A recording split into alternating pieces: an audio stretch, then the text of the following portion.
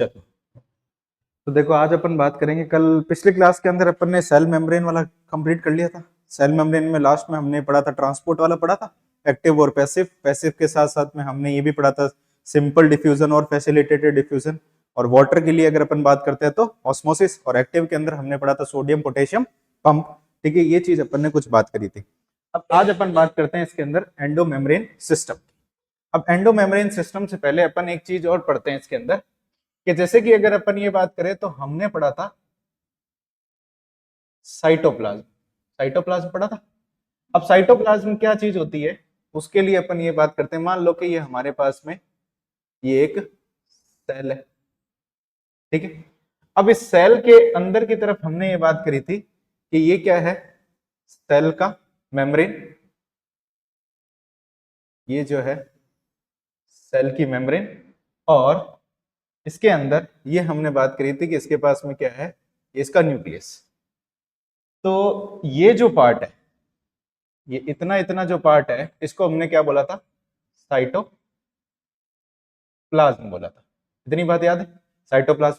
और साइटोप्लाज्म के लिए हमने एक बात करी थी कि यहाँ पे हमने बात कर रहे थे कि लगभग सभी ऑर्गेनल प्रेजेंट होते हैं। तो हमने ये बोला था कि ऑल ऑर्गेनल्स आर प्रेजेंट, सारे ऑर्गेनल प्रेजेंट होते हैं। सारे ऑर्गेनल के साथ साथ में हमने ये बात करी थी इसके अंदर कि यहाँ पे क्या प्रेजेंट होता है, ठीक है। सारे ऑर्गेनल के साथ साथ में हमने ये बात करी थी यहाँ पे एंजाइम्स भी प्रेजेंट होते हैं, ठीक है। तो एंजाइम प्रेजेंट है और सारे ऑर्गेनल प्रेजेंट है, तो मोस्ट ऑफ एक्टिविटी कहाँ पे हो रही होगी, साइटोप्लाज्म के अंदर। तो हम ये बात करते हैं कि मोस्ट ऑफ सेल्यूलर एक्टिविटी जो है वो कहाँ पे होती है, साइटोप्लाज्म के लिए। इसलिए अपनी एनसीईआरटी में एक लाइन लिख रखी है, ठीक है। साइटोप्लाज्म जो होता है वो क्या होता है, मेन एरिना होता है किसके लिए, सेलुलर एक्टिविटी के लिए। तो हम ये बोलते हैं कि ये क्या होता है, main arena of cellular activity. इतनी बात समझ में आ गई। ये सेल, ये अपन पहले पढ़ चुके हैं, जब आप पिछला लेक्चर देखोगे तो उसमें आपको मिल जाएगा। तो साइटोप्लाज्म, तो अब साइटोप्लाज्म की अगर अपन ने बात करी थी, तो साइटोप्लाज्म को अपन ने दो पार्ट के अंदर डिवाइड किया था। एक इसके अंदर अपन ने बोला था लिक्विड पार्ट, ठीक है, या फिर लिक्विड जिसको अपन मैट्रिक्स भी बोलते हैं, ठीक है। और एक अपन ने बात करी थी इसके अंदर सॉलिड पार्ट। तो लिक्विड पार्ट को अपन क्या बोलते हैं, लिक्विड पार्ट को हम ये बोलते हैं साइटोसोल बोलते हैं, साइटोसोल बोलते हैं, ठीक है।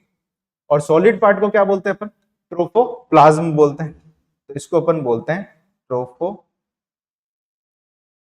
बोलते हैं, ठीक है, साइटोसोल और ट्रोफोप्लाज्म। अब ये ट्रोफोप्लाज्म की जब हमने बात करी थी, तो ट्रोफोप्लाज्म के अंदर अपन ने ये बोला था कि इसके अंदर भी दो कंपोनेंट होते हैं। एक होता है इसके अंदर लिविंग पार्ट, लिविंग कंपोनेंट, और एक होता है इसके अंदर नॉन लिविंग कंपोनेंट बोला था।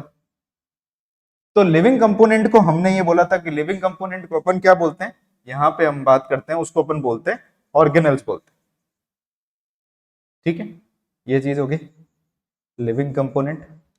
और दूसरा नॉन लिविंग कंपोनेंट जो होते हैं उनको अपन बात करते हैं, उसको अपन बोलते हैं ड्यूटियो प्लाज्म बोलते हैं, ड्यूटियो प्लाज्म, ठीक है। ये अपन ने पहले पढ़ चुके हैं, तो ज्यादा इसमें कुछ नया नहीं है।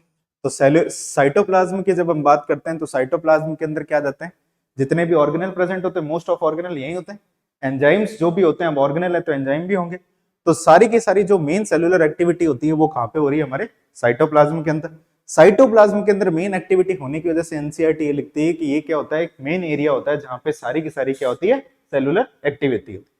अब इसके अंदर जब साइटोप्लाज्म की अगर अपन बात करें, तो साइटोप्लाज्म में हम ये बोलते हैं कि इसके अंदर क्या होता है, एक लिक्विड मैट्रिक्स वाला, लिक्विड वाला पार्ट होता है जिसको अपन क्या बोलते हैं, साइटोसोल। और एक सॉलिड वाला पार्ट होता है जिसको अपन क्या बोलते हैं, ट्रोफोप्लाज्म बोलते हैं। ट्रोफोप्लाज्म के अंदर भी हमारे पास में एक लिविंग और नॉन लिविंग पार्ट होता है। लिविंग पार्ट को अपन क्या बोलते हैं, ऑर्गेनल, और नॉन लिविंग पार्ट को अपन क्या बोलते हैं, ड्यूटियोप्लाज्म बोलते हैं। इतनी बात पहले पड़ी।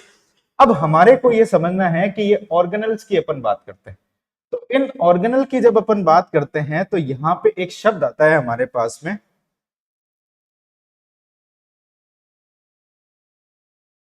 Endo membrane system. ठीक है, एंडो मेम्ब्रेन सिस्टम। अब एंडो मेम्ब्रेन सिस्टम क्या चीज होता है इसको समझो। देखो, एंडो मेम्ब्रेन सिस्टम का मतलब ये होता है कि ऐसे ऑर्गेनल जिनका फंक्शन एक दूसरे से क्या हो, कोऑर्डिनेटेड हो, या फिर एक दूसरे से क्या हो, लिंक हो। तो अपन सिंपल सी बात करते हैं, जैसे मान लो कि ये हमारे पास में क्या है, ये कुछ ऑर्गेनल है। जैसे मान लो कि ये एक ए ऑर्गेनल है, एक मान लो ये हमारे पास में बी है, और एक ऑर्गेनल हमारे पास में क्या है, सी। अब आपको सिखाने के लिए अपन ये बात करते हैं कि जो ए ऑर्गेनल है वहां पे क्या होता है, कुछ केमिकल बनता है, या फिर कुछ भी प्रोडक्ट बनता है, या फिर कुछ भी केमिकल बनता है। अब इस केमिकल को मॉडिफाई करने के लिए कहां पे भेजा जाता है, बी के पास में। और इसके बाद का जो मॉडिफिकेशन होता है वो कहां पे होता है, सी के पास में। तो ये सारे के सारे ऑर्गेनल क्या हो गए, एक दूसरे से लिंक हो गए, या फिर अपन ये बात कर सकते हैं क्या हो गए, ये कोऑर्डिनेट हो गए।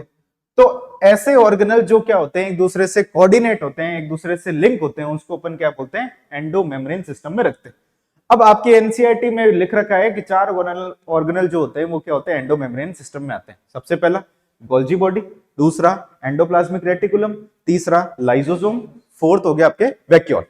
कुछ बुक्स ऐसी होती है कि जो लिखती है कि सारे के सारे ऑर्गेनल एंडो मेम्ब्रेन में आते हैं। क्यों? अब न्यूक्लियस की अगर अपन बात करें, उसको अपन ने बिरादरी से बाहर क्यों रखा भाई? न्यूक्लियस की अगर अपन बात करें तो उसके पास में क्या होता है, जेनेटिक मटेरियल, और मोस्ट ऑफ सेल को कंट्रोल करने वाला कौन होता है, न्यूक्लियस। लेकिन उसको बिरादरी से क्या कर दिया, बाहर रख दिया। कुछ ऐसे भी ऑर्गेनल होते हैं कि जो आपके जो एंडो मेम्ब्रेन सिस्टम में आने चाहिए थे, लेकिन अपने को किस बुक को फॉलो करना है, एक ही बुक को, जो क्या है, एनसीईआरटी। बाकी सारी बुक अपने को मतलब नहीं है। लेकिन आपको ये ध्यान रखना चाहिए कि क्या मतलब होता है, ठीक है ना, कि एंडो मेम्ब्रेन सिस्टम में वो ऑर्गेनल आते हैं जिनका फंक्शन क्या हो, एक दूसरे से कोऑर्डिनेटेड हो। तो मैं यहां पे लिख भी देता हूं कि those organelle whose function is linked together or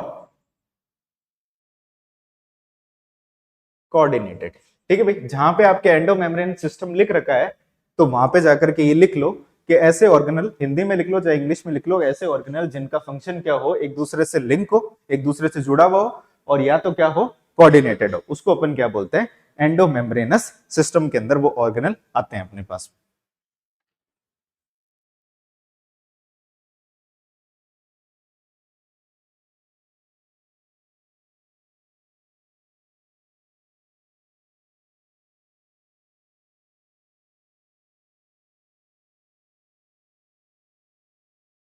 चले आगे, चलो ये लिख लेना, इसको कोई दिक्कत नहीं है। अब अपन बात करते हैं इसके अंदर एंडो मेम्ब्रेनल ऑर्गन या फिर एंडो मेम्ब्रेन सिस्टम की बात करते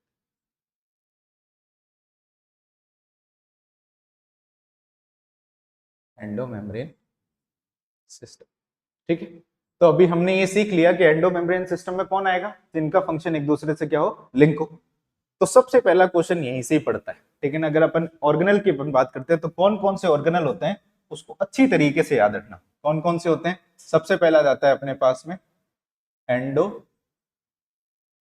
प्लाज्मिक रेटिक्यूलम, दूसरा आ जाता है हमारे पास में गोल्जी बॉडी, तीसरा ऑर्गेनल आ जाता है लाइजोसोम्स, फोर्थ ऑर्गेनल आ जाता है वैक्यूल।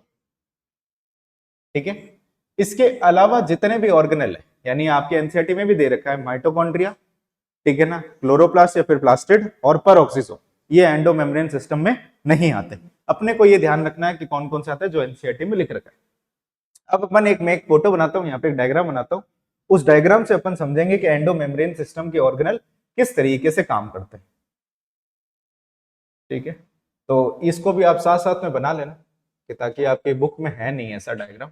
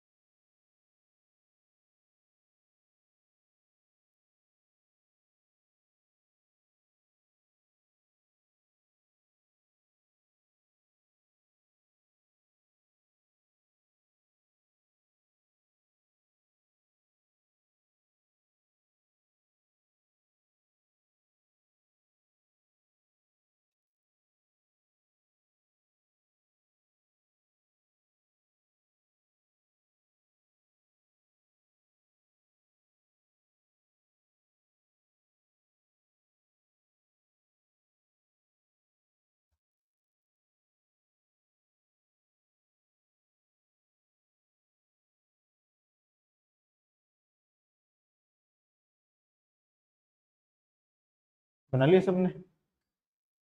चलो कोई नहीं, बना लेना आप साथ में। अब देखो ये एंडो मेम्ब्रेन सिस्टम का है स्ट्रक्चर है। अब इस एंडो मेम्ब्रेन सिस्टम में देखो ये हमारे पास में क्या है, न्यूक्लियस, ये न्यूक्लियस है। और इस न्यूक्लियस के पास में ये जो है ये क्या है हमारे पास में, इसका जेनेटिक मटेरियल, ठीक है, अनुवांशिक पदार्थ है इसका। अब इस न्यूक्लियस की अगर अपन बात करें तो इसकी जो आउटर मेम्ब्रेन होती है वहां पे क्या होता है, ऐसा एक रेटिकुलर स्ट्रक्चर निकलता है। रेटिकुलर स्ट्रक्चर बोलो और या फिर अपन इसको बोलते हैं नेटवर्क्स ऑफ मेम्ब्रेन जैसा स्ट्रक्चर निकलता है, इसको अपन बोलते हैं एंडोप्लाज्मिक रेटिकुलम। और यहाँ पे इस एंडोप्लाज्मिक रेटिकुलम के बाहर की तरफ आपको क्या होता है, कुछ स्ट्रक्चर दिखाई दे रहे हैं जो कि क्या है, राइबोसोम्स। ये जो है ये है राइबोसोम्स। अब खास बात यह है कि यहाँ पे राइबोसोम्स होते कौन से हैं, तो ये क्वेश्चन में पूछा जाता है एटीएस राइबोसोम्स होते हैं, ठीक है। यहाँ पे हमारे पास में एटीएस राइबोसोम होते हैं।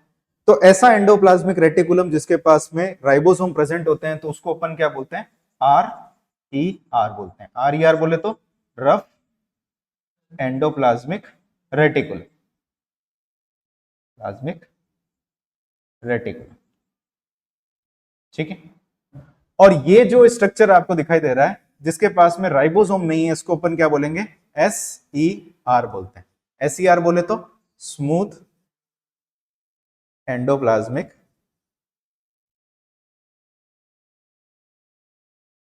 रेटिकुलम, ठीक है भाई, इतनी बात समझ में आ गई। तो ये है।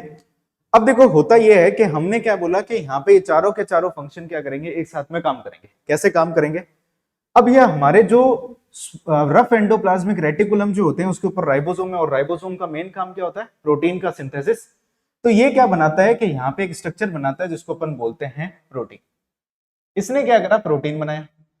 अब ये प्रोटीन बनाने के बाद में क्या करता है कि इसको एक वेसाइकल के अंदर, ये एक वेसाइकल होती है, ठीक है, वेसाइकल होती है, इसके अंदर पैक कर दिया जाता है, ठीक है। वैसे ही क्या होता है कि जो स्मूथ एंडोप्लाज्मिक रेटिकुलम है उसका काम क्या होता है, लिपिड का सिंथेसिस। तो ये क्या करता है, लिपिड बनाता है, और इस लिपिड को भी क्या कर दिया जाता है, इसके अंदर कन्वर्ट, या फिर अपन ये बात करते हैं इस वेसिकल के अंदर पैक कर दिया जाता है। अब अगर अपन ये बात करें तो इसके ऊपर ये स्ट्रक्चर जो दिखाई दे रहा है, ये पूरे के पूरे स्ट्रक्चर के अंदर आपको क्या दिखते हैं, ऐसे लॉन्ग स्ट्रक्चर दिखाई देते हैं, इसको अपन बोलते हैं सिस्टर्न, ठीक है। और ऐसे बहुत सारे सिस्टर्ने मिल करके क्या बना लेते हैं, आपके एक स्ट्रक्चर बनाते हैं। इस पूरे के पूरे स्ट्रक्चर को क्या बोलते हैं अपन, गोल्जी बॉडी बोलते हैं, ठीक है। तो जो सिस्टर्ने हैं, इस सिस्टर्ने ने क्या मिलकर के क्या बना दिया अपने पास में, यहाँ पे मिलकर के बना दिया यहाँ पे गोल्जी बॉडी। अब इस सिस्टर्ने के अगर नंबर की अगर अपन बात करें तो यहाँ कितना दिखाई दे रहे हैं आपको, 3। लेकिन एनसीईआरटी ये बोलती है, फिर कई बुक्स ये बोलते हैं इसके नंबर क्या करते हैं, वेरी करते हैं। वेरी का मतलब ये होता है, यहाँ आपको 3 दिखाई देते हैं तो इसके नंबर जो होते हैं 4 से लेकर के 8 के आसपास में इसका नंबर होता है, ठीक है। अब ये गोल्जी बॉडी की अगर अपन ये बात करते हैं तो यहाँ पे क्या होती है, 2 तरीके की सरफेस प्रेजेंट होती है। 2 तरीके की सरफेस का मतलब ये होता है कि जैसे कि अगर अपन ये बात करें कि यहां से जो एंडोप्लाज्मिक रेटिकुलम से जो मटेरियल जिस डायरेक्शन में जा रहा है, और वो सरफेस जो न्यूक्लियस की तरफ है, टुवर्ड्स द न्यूक्लियस, इस सरफेस को अपन ये बोलते हैं कि ये जो सरफेस होती है इसको अपन बोलते हैं सिस फेस बोलते हैं, ठीक है, सिस फेस बोलते हैं। और वो सरफेस जो क्या होती है, न्यूक्लियस के दूसरी तरफ होती है, मतलब आउटवर्ड जो होती है, उसको अपन क्या बोलते हैं, ट्रांसफेस बोलते हैं। इस फेस को अपन बोलते हैं ट्रांसफेस बोलते हैं, ठीक, इतनी बात समझ में आ गई। तो अब यहां पे हुआ क्या, देखो यहां पे एंडोप्लाज्मिक रेटिकुलम ने, रफ एंडोप्लाज्मिक रेटिकुलम ने क्या बनाया, प्रोटीन, और स्मूथ एंडोप्लाज्मिक रेटिकुलम ने क्या बनाया, लिपिड बनाया। ये प्रोटीन और लिपिड को वेसिकल के अंदर पैक किया गया। पैक करने के बाद में इसको ट्रांसफर किया गया गोल्जी बॉडी के पास में, ठीक है। गोल्जी बॉडी के पास में जब ट्रांसफर करते हैं तो गोल्जी बॉडी क्या करती है कि इसके अंदर कुछ ना कुछ मॉडिफिकेशन करती है। तो इसलिए इसको अपन ये बोलते हैं कि गोल्जी बॉडी का काम क्या होता है, मॉडिफिकेशन का काम होता है। ये मॉडिफिकेशन क्या करती है, तो गोल्जी बॉडी क्या करती है कि ये जो प्रोटीन और लिपिड जो होते हैं इसके बाहर की तरफ क्या करती है, ऐसे कार्बोहाइड्रेट को जोड़ देती है, ठीक है। तो यानी ये क्या है, कार्बोहाइड्रेट, कार्बोहाइड्रेट को जोड़ देती है। और बायोलॉजी में कार्बोहाइड्रेट को क्या बोलते हैं अपन, ग्लाइको बोलते हैं। अब अगर मान लो कि लिपिड के साथ में ग्लाइको जुड़ गया तो क्या बनेगा, ग्लाइकोलिपिड, और प्रोटीन के साथ में ग्लाइको जुड़ गया तो ग्लाइकोप्रोटीन। तो यानी इसने क्या करा, प्रोटीन और लिपिड को क्या कर दिया, मॉडिफाई कर दिया, मॉडिफाई। तो इसने किस में कन्वर्ट कर दिया, प्रोटीन और लिपिड को, प्रोटीन को किस में कर दिया, ग्लाइकोप्रोटीन, और लिपिड को किस में कन्वर्ट कर दिया, ग्लाइकोलिपिड के अंदर। यानी अपन ये बात करते हैं कि अगर अपने पास में जो गोल्जी बॉडी क्या करेगी, लिपिड के साथ में प्रोटीन को जोड़ देगी और क्या बना देगी, ये ग्लाइकोलिपिड, ठीक है, और प्रोटीन के साथ में सॉरी ये कार्बोहाइड्रेट जोड़ेगी। यहां पे ये कार्बोहाइड्रेट है, लिपिड के साथ में कार्बोहाइड्रेट, कार्बोहाइड्रेट को अपन क्या बोलते हैं, ग्लाइकोवर्ट से, और प्रोटीन के साथ में भी क्या जोड़ देगी, आपके कार्बोहाइड्रेट, और कार्बोहाइड्रेट को जोड़ करके क्या बना देंगे, ये ग्लाइकोप्रोटीन। ठीक है, इतनी बात समझ में आ गई। अब क्या होता है कि जो गोल्जी बॉडी के लिए क्वेश्चन पूछा जाता है कि ग्लाइकोप्रोटीन और ग्लाइकोलिपिड के बनने के प्रोसेस को क्या बोलते हैं, तो जो ग्लाइकोलिपिड और अपन ये बोलते हैं ग्लाइकोप्रोटीन के बनने के प्रोसेस को अपन बोलते हैं ग्लाइकोक्सिलेशन, ग्लाइकोक्सिलेशन। ठीक है भाई, ये ध्यान रखना। तो गोल्जी बॉडी का काम क्या होता है, मॉडिफाई करने का काम करता है। मॉडिफाई का मतलब क्या हो गया, लिपिड को चेंज कर दिया किसके अंदर, ग्लाइकोलिपिड के अंदर, और आपके प्रोटीन को किसमें चेंज कर दिया, ग्लाइकोप्रोटीन। इस प्रोसेस को क्या बोलते हैं, ग्लाइकोक्सिलेशन बोलते हैं। अच्छा, अब मेरे को ये बताओ कि ये जो एंडोप्लाज्मिक रेटिकुलम है, इसमें ये जो लिपिड और प्रोटीन बने थे, ये कौन सी फेज की तरफ गए थे, सिस फेज की तरफ। अब ये देखो, जैसे ही सिस फेज की तरफ जाते हैं तो यहाँ पे कार्बोहाइड्रेट क्या होता है कि यहाँ पे अटैच पूरी तरीके से हो जाता है। तो यहाँ पे कार्बोहाइड्रेट का अटैचमेंट स्टार्ट कहां से होता है, तो इसका कार्बोहाइड्रेट का जो अटैचमेंट स्टार्ट होता है ये एंडोप्लाज्मिक रेटिकुलम से ही स्टार्ट हो जाता है। तो सवाल अगर पूछे कि भाई स्टार्टिंग कहां से होती है, ऑप्शन की अगर अपन बात करते हैं कि ये मॉडिफिकेशन का काम स्टार्ट कहां से होता है, ऑप्शन में अगर मान लो सिर्फ और सिर्फ एंडोप्लाज्मिक रेटिकुलम दे रखा है, गोल्जी बॉडी नहीं दे रखा, तो एंडोप्लाज्मिक रेटिकुलम को टिक लगाना। और अगर दोनों दे रखे हैं, गोल्जी बॉडी भी दे रखा है और आपके एंडोप्लाज्मिक रेटिकुलम, तो किसको टिक लगाओगे, गोल्जी बॉडी को। क्योंकि अपनी एनसीईआरटी के अंदर और बुक्स के अंदर कंप्लीट कहां पे होता है, गोल्जी बॉडी के अंदर स्टार्ट कहां से होता है, एंडोप्लाज्मिक रेटिकुलम से। तो ये जो प्रोसेस होता है इसको अपन 12th क्लास में पढ़ेंगे। 12th क्लास के अंदर हम ये पढ़ते हैं कि हमारे पास में डीएनए से क्या बनता है, आरएनए, आरएनए से क्या बनता है, प्रोटीन, डीएनए से आरएनए बनने के प्रोसेस को क्या बोलते हैं, ट्रांसक्रिप्शन, और प्रोटीन बनने के प्रोसेस को ट्रांसलेशन। तो ट्रांसलेशन हो गया तभी तो हमारे पास में क्या बना, प्रोटीन। तो प्रोटीन का अपन को मॉडिफिकेशन करना है, तो प्रोटीन बनने के बाद में मॉडिफिकेशन किया तो उस प्रोसेस को क्या बोलेंगे, पोस्ट ट्रांसलेशन मॉडिफिकेशन। तो पोस्ट ट्रांसलेशन मॉडिफिकेशन का काम कौन करता है, ईआर और गोल्जी बॉडी। तो वहां पे क्वेश्चन पूछा जाता है कि पोस्ट ट्रांसलेशन मॉडिफिकेशन, जब आप लैकोपेरोन पढ़ते हो तो लैकोपेरोन के बाद में क्या होता है, जो रेगुलेशन अपन जो बात करते हैं ना, जीन की अपन बात करते हैं, वहां तुम्हारे 4 स्टेप दे रखे हैं पोस्ट ट्रांसलेशन लेवल के बाद में। तो ट्रांसलेशन के बाद में क्या होता है, पोस्ट ट्रांसलेशन मॉडिफिकेशन, जो कि कौन करता है, अपने ईआर और आपके गोल्जी बॉडी। करता क्या है ईआर और गोल्जी बॉडी, ये जो प्रोटीन बनती है, लिपिड बनती है, इसके साथ में क्या जोड़ देता है, कार्बोहाइड्रेट जोड़ देता है। इसका प्रोसेस कंप्लीट कहां पे होता है, गोल्जी बॉडी के अंदर होता है। अब देखो, ये कार्बोहाइड्रेट जोड़ दिया, अब ये क्या करेगा, इसके अंदर ये सिस्टर्ने से मूव करता जाता है और कौन से फेज की तरफ चला जाता है, अपने ट्रांस फेज की तरफ चला जाता है। ठीक है, अब देखो जो सिस फेज जो होता है, इस सिस फेज का एक और नाम भी होता है, सिस फेज को अपन क्या बोलते हैं, फॉर्मिंग फेज भी बोलते हैं। ठीक है, फॉर्मिंग फेज भी बोलते हैं। और फॉर्मिंग फेज के साथ साथ में, अच्छा ये शेप कैसे दिखाई दे रही है, यहां से देखोगे तो ये कॉनकेव है, कॉन्वेक्स है। यहां से देखना है अपने न्यूक्लियस की तरफ से, तो कैसे देखोगे, कॉन्वेक्स दिखेगा। तो इस फेज को अपन क्या बोलते हैं, एक और नाम कॉन्वेक्स फेज बोलते हैं। ठीक है, तो ट्रांस फेज के लिए भी होगा। ट्रांस फेज का काम क्या होता है, ये क्या कर रहा है, कुछ ना कुछ को फॉर्म कर रहा है। फॉर्म का मतलब ये समझ गए, कार्बोहाइड्रेट को कंप्लीट कर रहा है, यानी किसको बना रहा है, ये ग्लाइकोलिपिड और ग्लाइकोप्रोटीन, इसलिए इसका नाम अपन ने क्या दे दिया, फॉर्मिंग फेज। अब ये जो होगा अपने पास में ट्रांस फेज जो होता है, इस ट्रांस फेज का काम क्या होता है, इसको मैच्योर करने का काम करता है। मैच्योर का मतलब होता है फंक्शनल बनाने का काम करता है, तो इसको अपन क्या बोलते हैं, मैच्योरिंग फेज बोलते हैं।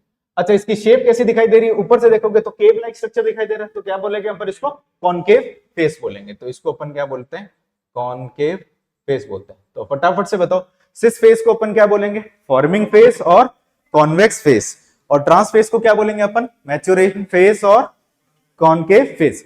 ये जो अपने पास में जो अपने पास में क्या होता है, एंडोप्लाज्मिक रेटिकुलम जो होता है, जो प्रोडक्ट बनाता है, वो कौन सी फेस के पास में जाता है, सिस फेस के पास में। निकलता कहां से, ट्रांस फेस के पास में। जो अपने पास में गोल्जी बॉडी के अंदर एक सिंगल जो स्ट्रक्चर होता है, ट्यूब लाइक स्ट्रक्चर जो होता है, अनब्रांच होता है, उसको अपन क्या बोलते हैं? सिस्टर्ने। सिस्टर्ने का नंबर कितना वेरी करता है? 4 to 8 के आसपास में, ठीक है। अब अगर अपन ये बात करें तो SER के पास में क्या चीज नहीं होती है? राइबोसोम। और RER के पास में क्या चीज होती है? राइबोसोम। कौन से राइबोसोम? ATS राइबोसोम, ठीक है ना। तो RER का फॉर्मेशन क्या होता है? प्रोटीन बनाना। और SER का फॉर्मेशन क्या होता है? लिपिड का बनाना, ठीक है। अब ये लिपिड बन गया, ये चीज बन गया, इसको क्या किया जाता है? अब ये गोल्जी बॉडी क्या करता है? इस जो ग्लाइकोलिपिड और ग्लाइकोप्रोटीन जो बना है, इसको पैकेज करने का काम करता है। पैकेजिंग समझ गए? तो आपके एनसीईआरटी में ये भी फंक्शन लिख रखा है कि गोल्जी बॉडी का काम क्या होता है? पैकेजिंग ऑफ मटेरियल का भी काम होता है। तो ये जो आपके पास में मटेरियल बना है, इसको क्या कर दिया? इसने पैक कर दिया। अब ये पैक करने के बाद में होता यह है कि पैक तो कर दिया, अब इस मटेरियल बन गया, इस मटेरियल को भेजना कहां पे? इसका इंफॉर्मेशन किसके पास में? ठीक है। तो ये खास करके ध्यान रखना, अगर आपसे ये पूछे कि ये मटेरियल बन गया, इसको बाहर भेजना है या सेल के अंदर भेजना है? देखो, यूजफुल मटेरियल जब अपन ने बात करी थी, यूजफुल मटेरियल्स अगर सेल मेम्ब्रेन से बाहर की तरफ जाए तो उस प्रोसेस को क्या बोलते हैं अपन? सिक्रीशन। और वेस्ट मटेरियल अगर सेल से बाहर जाए तो उसको अपन क्या बोलते हैं? एक्सोसाइटोसिस। अब ये देखो, दो तरीके से होता है। अगर मान लो कि इसको अपन को सेल के बाहर भेजना है तो अपन क्या बोलेंगे? इसको सिक्रीशन। और सेल के अंदर ही रखना है तो ये क्या करेगा? आपके इंट्रासेल्युलर, यानी सेल के अंदर इंट्रासेल्युलर ही क्या करेगा? आपके सिक्रीशन रहेगा, या फिर अपन ये बोल सकते हैं कि इंट्रासेल्युलर, जहां जिसकी जरूरत होगी वहां पे क्या कर देंगे? इसको अपन ट्रांसफर कर देंगे। अब देखो, यहां पे एक चीज आती है कि जब ये वेसिकल इस यहाँ पे उसके ऊपर क्या बनता है? एक पैकेज की तरह बनता है स्ट्रक्चर। अब ये पैकेज को अपन यहां से जब इसको तोड़ देते हैं, तोड़ने का मतलब ये होता है कि इस पूरा का पूरा पैकेज बना, मेम्ब्रेन बनी, मेम्ब्रेन बनने के बाद में इसको तोड़ दिया, इस प्रोसेस को अपन बोलते हैं पिंच ऑफ। पिंच ऑफ का मतलब क्या होता है? जो गोल्जी बॉडी मॉडिफाई करती है मटेरियल को, उसको तोड़ करके क्या कर देती है कि उसको तोड़ने के प्रोसेस को क्या बोलते हैं? Pinch of. और उसको क्या किया जाता है कि जरूरत होती है तो सेल के बाहर भेजा जाता है, जिसको अपन क्या बोलते हैं? सिक्रीशन। और जरूरत रहती है तो सेल के अंदर ही रख लिया जाता है। तो अपन एक चीज देखते हैं कि यहाँ पे देखो कितने कितने ऑर्गेनल काम आ रहे हैं। पहला, सबसे पहला ये क्या होता है? Endoplasmic reticulum. एंडोप्लाज्मिक रेटिकुलम ने अपने मटेरियल को कहां पे भेजा? अपने पास में 6 फेस के, गोल्जी बॉडी के 6 फेस के बाद में इसने क्या करा? यहां पे फॉर्मेशन किया, किसका? आपके ग्लाइकोलिपिड और ग्लाइकोप्रोटीन का। स्टार्ट कहां से हुआ था? एंडोप्लाज्मिक रेटिकुलम से। खत्म कहां पे हो गया? गोल्जी बॉडी के अंदर। पैकेजिंग किसने करी? गोल्जी बॉडी ने। ट्रांसफर किसने करा? गोल्जी बॉडी ने। तो गोल्जी बॉडी ने अपने काम किए और एंडोप्लाज्मिक रेटिकुलम ने अपना काम किया। अब देखो, एक और चीज बनती है इसके अंदर। यहां पे अपन ये जब बात करते हैं कि ये जो अपने पास में गोल्जी बॉडी जो होती है, कभी कभार एक वेसिकल के अंदर क्या करती है? कुछ डाइजेस्टिव एंजाइम, यानी हाइड्रोलाइटिक एंजाइम को क्या करती है? इकट्ठा करती है और एक स्ट्रक्चर बनाती है, जिसको अपन ये बोलते हैं लाइजोसोम्स बोलते हैं। अब ये लाइजोसोम्स की अगर अपन ये बात करें तो लाइजोसोम के अंदर की तरफ क्या होता है कि ये जो एंजाइम्स होते हैं, ये जो एंजाइम होते हैं हाइड्रोलाइटिक एंजाइम होते हैं, किसी भी चीज को तोड़ने वाले। तो हाइड्रोलाइटिक एंजाइम। अब सवाल ये आता है कि इस लाइजोसोम के अंदर जो मेम्ब्रेन बनी है वो किसने बनाई थी? तो पैकेजिंग का काम कौन कर रहा है अपने पास में? Golgi body. लेकिन इसके जो मटेरियल है वो कौन दे रहा है? अगर मटेरियल की अगर अपन बात करें तो लाइजोसोम के बाहर भी मेम्ब्रेन होती है, और मेम्ब्रेन किससे बनी हुई होती है? सेल मेम्ब्रेन या फिर किसी भी ऑर्गेनल की मेम्ब्रेन, फॉस्फोलिपिड और प्रोटीन की, या फिर लिपिड और प्रोटीन। लिपिड कौन देगा? SER। और प्रोटीन कौन देगा अपने को? RER। तो अगर अपन ये बात करते हैं कि लाइजोसोम की अगर अपन बात करते हैं, ठीक है, तो इसकी जो पैकेजिंग का काम होता है यार, पैकेजिंग, या फिर अपन ये बात करते हैं इसको पैक कौन करता है? Packed by Golgi body. लेकिन इसके रॉ मटेरियल की अगर अपन बात करें, मटेरियल की अगर अपन बात करें तो मटेरियल कौन ट्रांसफर करता है? अगर लिपिड की अगर अपन बात करते हैं तो लिपिड कौन देता है इसके अंदर? SER देता है। और प्रोटीन की अगर अपन बात करें तो वो कौन देता है? RER। ठीक है। अब इसके अंदर जो एंजाइम होते हैं, ठीक है ना, आप बायोमोलिक्यूल के अंदर एक चीज पढ़ोगे, एंजाइम जो होते हैं वो ज्यादातर एंजाइम किससे बने होते हैं? प्रोटीन से। तो अगर आपसे ये पूछे कि लाइजोजाइम के अंदर मैक्सिमम कंट्रीब्यूशन किसका है? RER का। क्यों? क्योंकि लगभग सारे के सारे एंजाइम कैसे होते हैं? आपके प्रोटीन नेचर के होते हैं। तो ये हमारे पास में लाइजोसोम होता है। तो लाइजोसोम का काम क्या होता है कि अपने किसी भी फूड मटेरियल को डाइजेस्ट करना। अब एक ऑर्गेनल और होता है यहां पे, एक ऑर्गेनल की अगर अपन ये बात करें यहां पे, ठीक है, यहां पे मान लो कि एक होता है वैक्यूल। ठीक है। अब वैक्यूल का काम क्या होता है कि ये जो आपके गोल्जी बॉडी से कुछ वेस्ट मटेरियल जो होते हैं वो वैक्यूल के अंदर भेजे जाते हैं, और एंडोप्लाज्मिक के वेस्ट मटेरियल जो होते हैं उसको कहां पे भेजा जाता है, वैक्यूल के अंदर। तो ये सारे के सारे देखो जो ऑर्गेनल अपन ने लिखे हैं यहाँ पे, endoplasmic reticulum, Golgi body, lysosome और वैक्यूल, ये सभी के सभी ऑर्गेनल एक दूसरे से लिंक है। सभी के सभी ऑर्गेनल क्या करें, एक साथ में कोऑर्डिनेट तरीके से काम कर रहे हैं। एक मटेरियल को बना रहा है, दूसरा मटेरियल को पैक कर रहा है, दूसरा मटेरियल को पैक करने के बाद में जहां उसकी जरूरत है वहां पे भेज भी रहा है, भेजने के बाद में जिसको जहां पे जरूरत है, अगर सेल के अंदर जरूरत है तो सेल के अंदर भेजेगा, सेल के बाहर जरूरत है तो सेल के बाहर भेजेगा। ये जो होता है हमारे पास में एंडो मेम्ब्रेन सिस्टम का फंक्शन होता है। इसमें से देख लो कुछ चीज नहीं समझ में आई तो आगे बात करते हैं।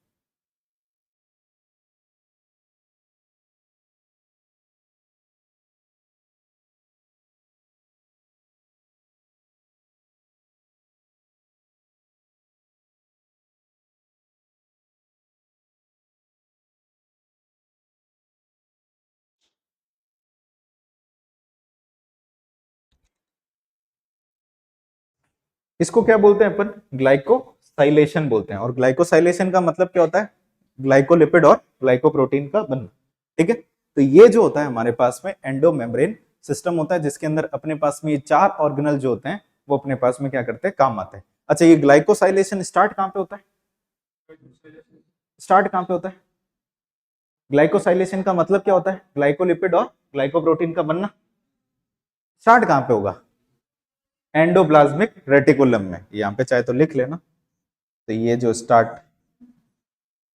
Started in ER and complete कहां पे होता है, कंप्लीट इन गोल्जी बॉडी। ठीक है भाई, बहुत इंपॉर्टेंट क्वेश्चन पूछा जाता है ग्लाइकोसाइलेशन की अगर अपन बात करते हैं।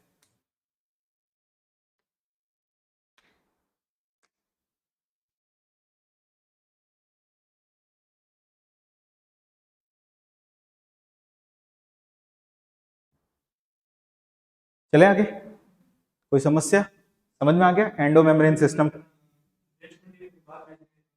किसको, हाँ स्टोर भी करता है और जब जरूरत होती है उसको बाहर भी भेज देता है, ठीक है। इतनी बात समझ में आ गई। अच्छा, एक चीज और यहाँ पे नोट भी कर लेना, ये जो आपके कॉन्वेक्स फेस जो है वो किसकी तरफ है, टुवर्ड्स द न्यूक्लियस। तो टुवर्ड्स न्यूक्लियस, जो न्यूक्लियस की तरफ फेस करके रखा है उसको अपन क्या बोलेंगे, कॉन्वेक्स। और जो अवे न्यूक्लियस, ठीक है ना, न्यूक्लियस से दूर की तरफ, अवे फ्रॉम न्यूक्लियस, जो न्यूक्लियस से दूर की तरफ है उसको अपन क्या बोलेंगे, अपने पास में कॉनकेव फेस बोलेंगे। चलें आगे, इसमें तो कोई दिक्कत तो नहीं, चलो आगे चलते हैं। अब कुछ चीजें हैं जो अपन ने यहाँ पे समझी है उसको अपन लिख लेते हैं ताकि ये आपके काम आ जाएगी।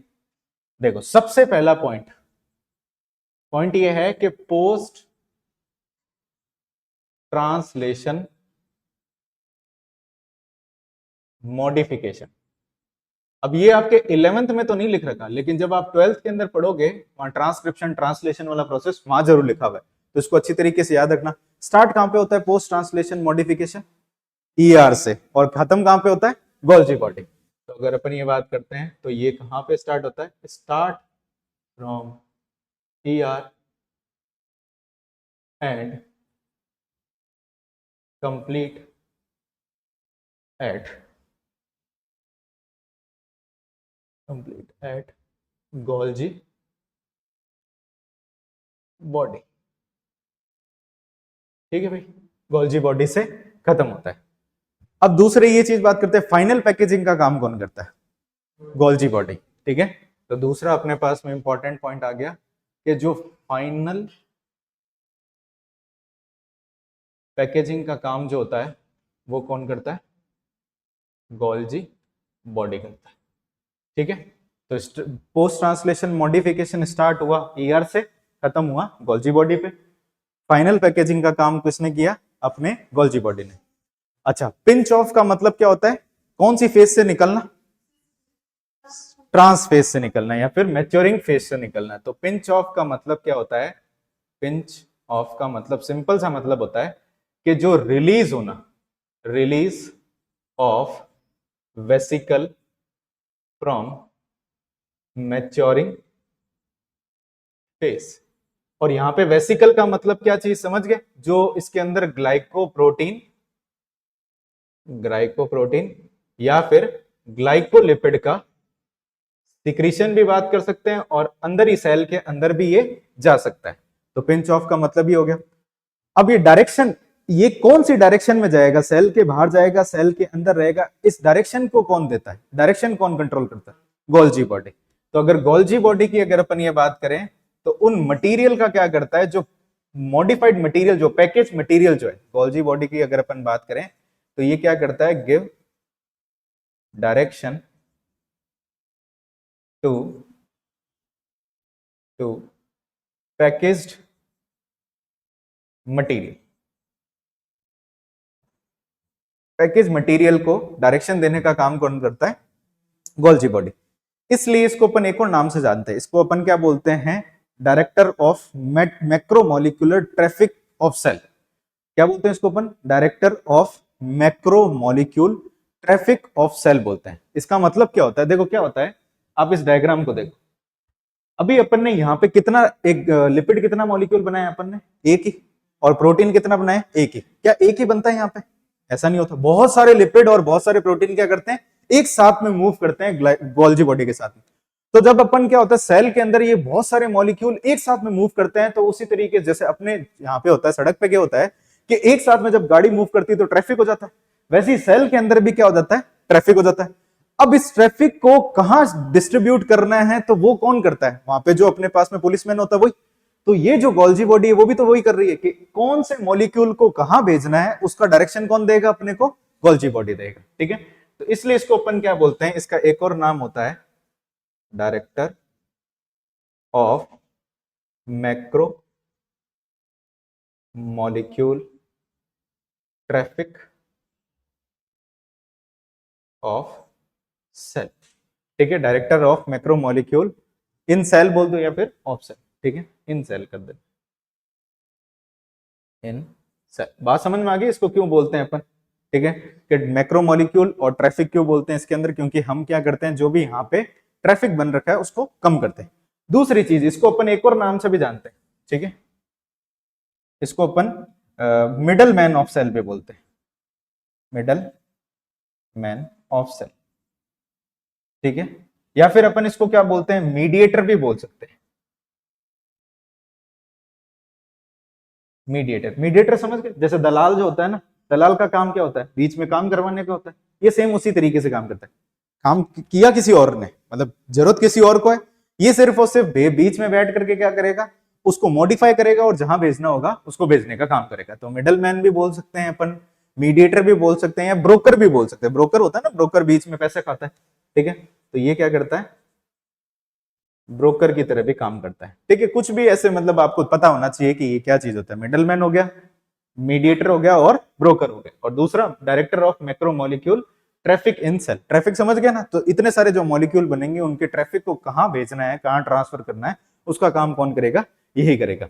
अब यहाँ पे क्या होता है कि जो मटेरियल रिसीव कहां से होता है, मिडलमैन का मतलब समझ लो कि रिसीव कहां से होता है, एंडोप्लाज्मिक रेटिकुलम, और ट्रांसफर कहां से होता है, गोल्जी बॉडी। तो बीच में जो हो गया वो कौन हो गया, गोल्जी बॉडी। अगर इसको अपन को ढंग से देखना है तो अगर अपन ये बात करते हैं कि जो मटेरियल जो होता है वो रिसीव कहां से होता है, रिसीव फ्रॉम ईआर, ईआर से रिसीव होता है, और किसकी तरफ जाता है ये, गोल्जी बॉडी, गोल्जी बॉडी की तरफ जाता है। और गोल्जी बॉडी इसको क्या करता है, मॉडिफाई कर करके इसका मॉडिफिकेशन करता है और इसको क्या कर देता है, ट्रांसफर कर देता है या ट्रांसपोर्ट कर देता है। इतनी बात समझ में आ गई। तो ये ट्रांसपोर्ट करने का भी काम करता है, ट्रांसफर करने का, मिडलमैन का, ये सब इसके अंदर कुछ ना कुछ इसके फंक्शन होते हैं हमारे पास में। लिख लो इसको।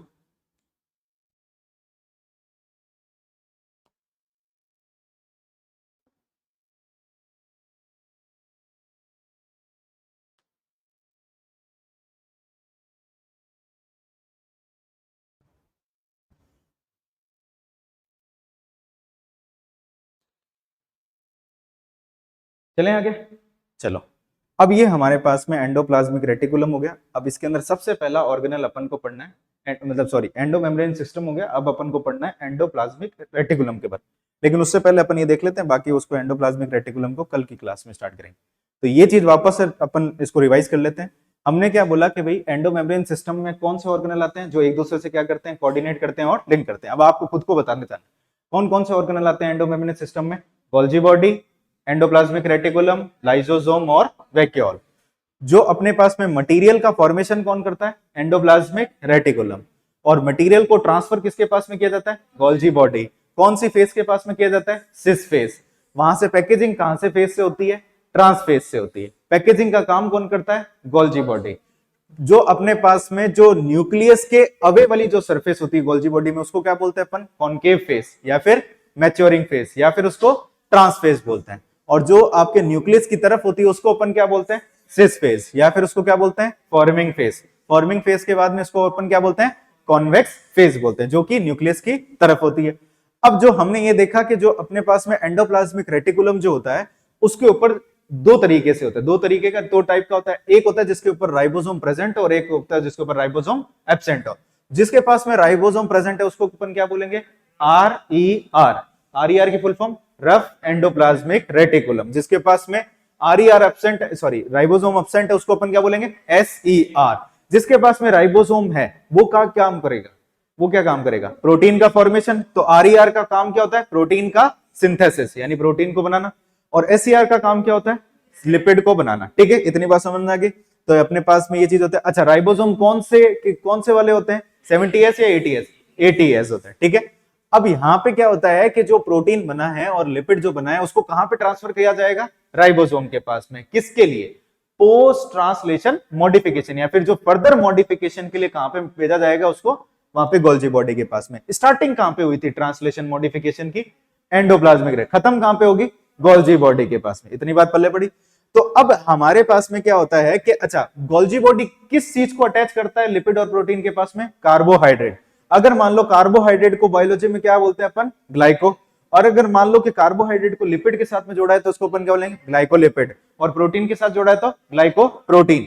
कंप्लीट कहां पे होगा ये प्रोसेस, गोल्जी बॉडी के अंदर। स्टार्ट कहां पे होगा, एंडोप्लाज्मिक रेटिकुलम के अंदर। ठीक है, तो अब ये गोल्जी बॉडी के अंदर अपने पास में अगर अपन ये बात करें, तीन तरीके के वेसिकल बनते हैं। एक वेसिकल अगर अपन ये बात करें जिसमें क्या है हमारे पास में, ग्लाइकोप्रोटीन। एक वेसिकल जिसके अंदर क्या है, ग्लाइकोप्रोटीन। और एक वेसिकल ऐसा बनता है जिसके अंदर क्या होते हैं, जो आपके एंडोप्लाज्मिक रेटिकुलम के कुछ मटेरियल होते हैं, रॉ मटेरियल।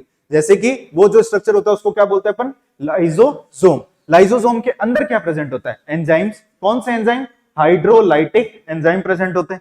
इनका रॉ मटेरियल भेजा किसने, एंडोप्लाज्मिक रेटिकुलम। एंडोप्लाज्मिक रेटिकुलम में से लिपिड को किसने भेजा, SER। और प्रोटीन को किसने भेजा, RER ने। ठीक है ना, तो इसको लाइसोसोम की पैकेजिंग का काम किसने किया, गोल्जी बॉडी ने। इतनी बात समझ। अब ये जो पैकेजिंग होगी इसका सिग्नल कौन देगा, गोल्जी बॉडी। अब ये सिग्नल किस तरीके से देता है, इसको देखो। ये क्या करता है, इसके बाहर की तरफ मान लो कैसे इसने कुछ सिग्नल जोड़ दिया। अब ये सिग्नल के ऊपर आप ऐसे मान लो कि आपके पास में क्या है, एक अपने पास में गुलदस्ता है। अब उस गुलदस्ते के ऊपर आपको ये गुलदस्ता दे दिया, आपको ये नहीं बताया कि इसको देना कहां पे। अगर उसके ऊपर एक पर्ची लगा दे यानी एड्रेस लिख दे, एड्रेस लिखने का मतलब समझ गए, यानी आप उसको ऐसे समझो, अमेजोन जो है, अमेजोन क्या है, एक मीडिएटर है। ठीक है ना, और आप लोग क्या हो, प्रोड्यूसर या फिर आप मैसेज भेजते हो। मैसेज का मतलब होता है कि सेल के बाहर, आप ये मान लो अमेजोन खुद एक तरीके के सेल है, उसके अंदर जो बैठे हैं वो प्रोड्यूसर है, यानी वो कुछ ना कुछ बनाते हैं। उन्होंने बनाया, उन्होंने पैक किया, पैक करने के बाद में अमेजोन के भेजा। अब अमेजोन के ऊपर से ऑर्डर आया, ऑर्डर के ऊपर पर्ची लगा देंगे कि ये ऑर्डर इस जगह पे भेजना है। अगर वो पर्ची नहीं लगी हुई होती तो ना उसको पता चलता कि उसको कहां जाना है, कहां नहीं जाना। तो सेम इसी तरीके से इसके ऊपर हमने क्या लगा दिया, एक सिग्नल लगा दिया। और ये सिग्नल किसने लगाया था, इस गोल्जी बॉडी ने लगाया। ठीक है ना, तो गोल्जी बॉडी सिग्नल लगाता है। अगर इसको सेल को बाहर भेजना है तो उसको अपन क्या बोलेंगे, सीक्रेशन। तो यूजफुल मटेरियल का अगर अपन सेल के बाहर भेजते हैं उसको अपन क्या बोलते हैं, सीक्रेशन। और कभी कभार सेल के अंदर की भी जरूरत पड़ती है तो उसको अपन क्या बोलेंगे, ये आपके क्या करेगा, सेल के अंदर ही रह जाएगा। अब ये जो वेस्ट मटेरियल जो होते हैं, वेस्ट मटेरियल को कहां पे भेजा जाता है, वैक्यूल के अंदर। और वैक्यूल से कहां पे भेज दिया जाएगा, बाहर की तरफ, बाहर की तरफ। इतनी बात पल्ले पड़ी। तो ये कुछ अपने पास में एंडोमेम्ब्रेन सिस्टम के होते हैं। तो पोस्ट ट्रांसलेशन मॉडिफिकेशन स्टार्ट कहां से हुआ अपने पास में, ER से, खत्म कहां पे हुआ, गोल्जी बॉडी पे। फाइनल पैकेजिंग किसने करी, गोल्जी बॉडी ने।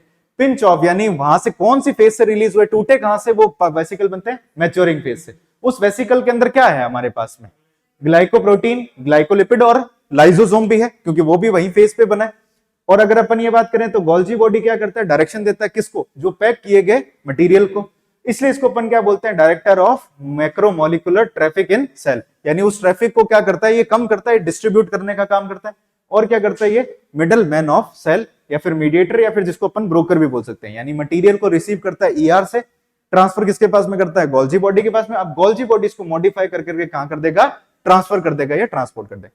कल अपन पढ़ेंगे इसके अंदर एंडोप्लाज्मिक रेटिकुलम।